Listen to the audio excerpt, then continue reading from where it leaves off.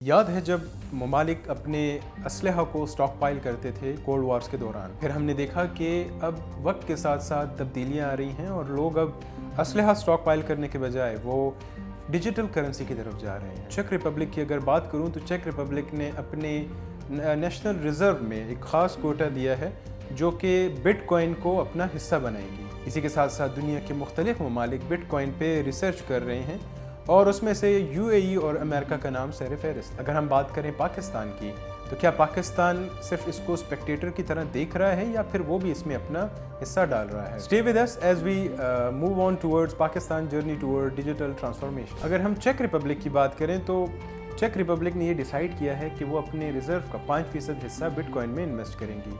इसी के साथ साथ जो एल सल्वाडोर है वो तो ऑलरेडी ही बिटकॉइन को अपना लीगल टेंडर बना चुकी है और मज़ीद बिटकॉइंस को शामिल करना चाह रही है।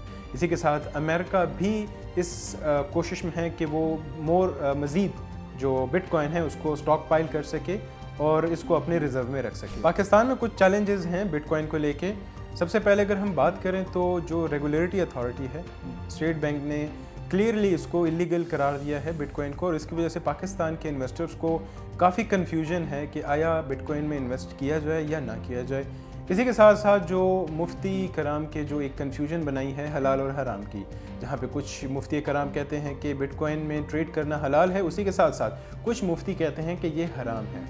तो ये ख़ुद में एक कन्फ्यूजन है। और अगर मैं ये कहूँ कि जहाँ पे इंश्योरेंस को हलाल करार दे दिया गया है फतवा दे के, तो उसी के साथ साथ हम बिटकॉइन को भी हलाल समझ सकते हैं।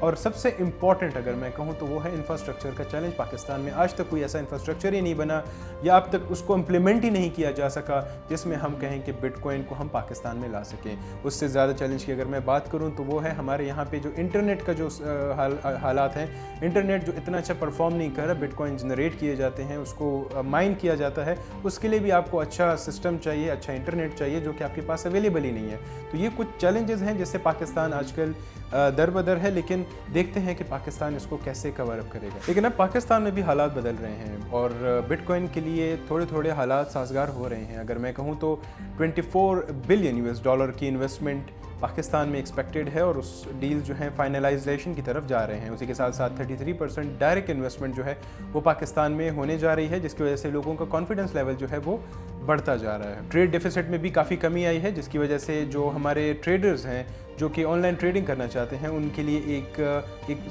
सेंटीमेंट, एक गुड सेंटीमेंट है। और यूजुअली जितने भी ट्रेड्स होते हैं वो सेंटीमेंट बेस ही होते हैं। अगर हम SIFC की बात करें, स्पेशल इन्वेस्टमेंट फैसिलिटेशन काउंसिल का क़याम भी पाकिस्तान के लिए गेम चेंजर साबित हुआ, जिसमें चाइना, UAE और सऊदी अरब के साथ multi billion dollar agreement sign किए हैं जो एनर्जी और इंफ्रास्ट्रक्चर प्रोजेक्ट्स को फास्ट ट्रैक कर रहे हैं। अगर हम बिटकॉइन को पाकिस्तान के लिए एक अपॉर्चुनिटी समझें तो बुरा नहीं होगा। जब मुल्क की इकोनॉमी स्टेबिलिटी की तरफ बढ़ रही है, बिटकॉइन और ब्लॉकचेन टेक्नोलॉजीज एक नई अपॉर्चुनिटी बन सकती हैं।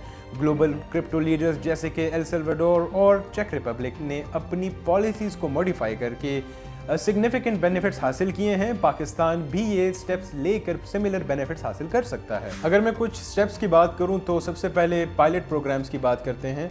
एक्सपेरिमेंटल बिटकॉइन रिजर्व शुरू किए जाएं ताकि वोलेटिलिटी को मैनेज किया जा सके।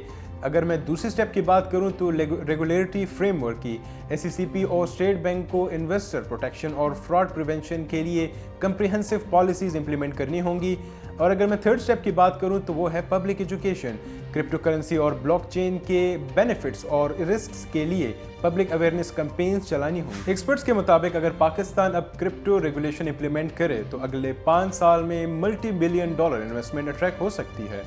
फिनटेक और स्टार्टअप के लिए भी नए फंडिंग अपॉर्चुनिटीज़ क्रिएट होंगी। डिजिटल इकोनॉमी में आगे बढ़ने का वक्त हो चुका है। बिटकॉइन और ब्लॉकचेन टेक्नोलॉजी के सही इस्तेमाल पाकिस्तान की इकोनॉमी को बेहतर बूस्ट कर सकती है। आप क्या सोचते हैं इस बारे में? क्या पाकिस्तान को अपनी क्रिप्टो पॉलिसीज़ को रिफॉर्म करना चाहिए?